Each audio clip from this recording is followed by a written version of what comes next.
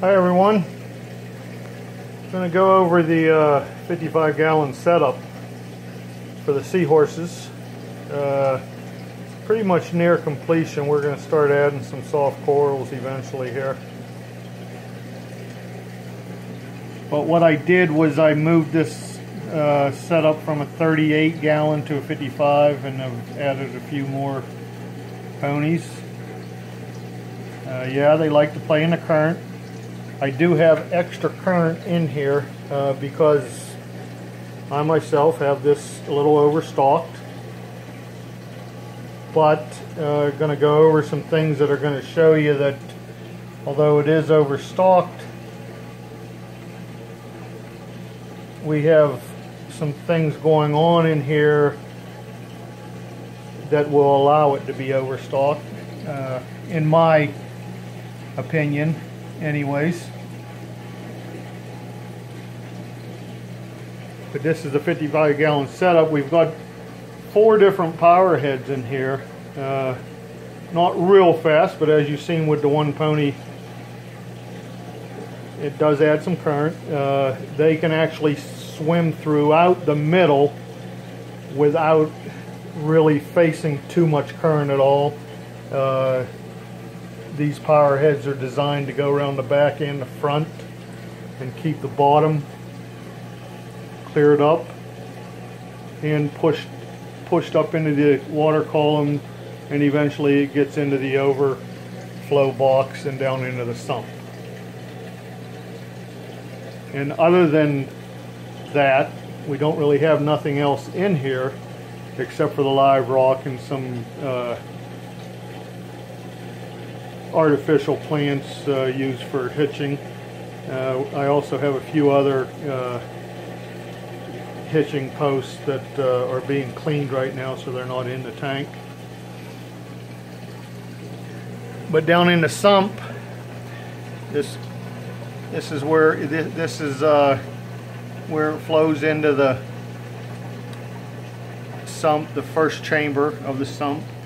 There's nothing in the first chamber other than a few pieces of live rock. I keep live rock in this chamber and also in the third chamber. That way you kind of have some quick filtration if you need to set up a hospital tank real quick. I don't necessarily keep one up and running all the time, but I can get it up and running in a matter of minutes because of the filtration. So after the water comes in to the first chamber, it goes into the second chamber, and the second chamber actually has 2 different pumps in it. One pump is working this skimmer. It's an ASM skimmer, oversized for this amount of water, probably by triple. This is an ASM generation 2, I believe, G2. It does extremely good job with the water source. This is one of the things that I do because I am overstocked. I really overcompensate, I think, in skimming the water column with this huge skimmer. It does a great job. Into the third chamber, this is a homemade Algea Scrubber, and the second pump in this second chamber runs this homemade Algea skimmer. I don't know if you can see it, but it goes into the piping going into the third chamber, and it actually comes up this one pipe and goes across. There's a slit cut on the bottom side of that pipe. This is 1 inch, half-inch PVC, and I've got, that's just a screen that is into that slot that's cut across that pipe on the bottom, and it hangs there. I've got just a light on this side and a light on the back side. So it's actually working on both sides of this screen. As you can see, it's definitely growing some algae, and kind of keeping it out of the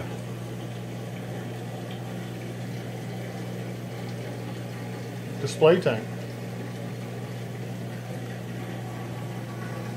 And then again, you can see I've got some live rock down below that I keep in there, and I keep this live rock in the sump for filtration for this tank, as well as what, like I already said, if I want to set up a tank real quick, I can do that. Along with, you can see there on the top, there's a sponge sitting there. I've got that in this tank. I've got a sponge in here. I've just got sponges where I can put them.